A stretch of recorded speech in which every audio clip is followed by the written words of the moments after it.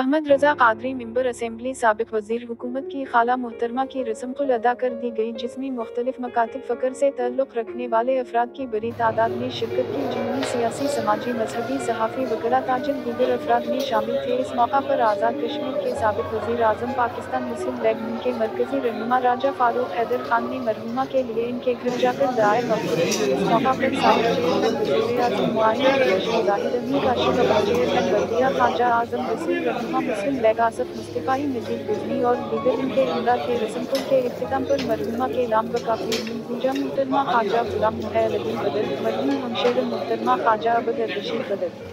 retired accounts officer वालदा तारिक इकबाल बदर, खालिद इकबाल बदर, हाफिज़ नज़ीर अहमद बदर, खाला मोहतरमा अहमद रजा कादरी, साबिक वज़ीर हुकूमत सास मोहतरमा ख्वाजा रियाज़ अहमद साकी, अपर अडा ऑफिसर 112, ख्वाजा उम्र बदर, ख्वाजा अम्मार बदर, ख्वाजा ओमनी बदर, ख्वाजा हारिस रियाज़, ख्वाजा हादी रियाज़,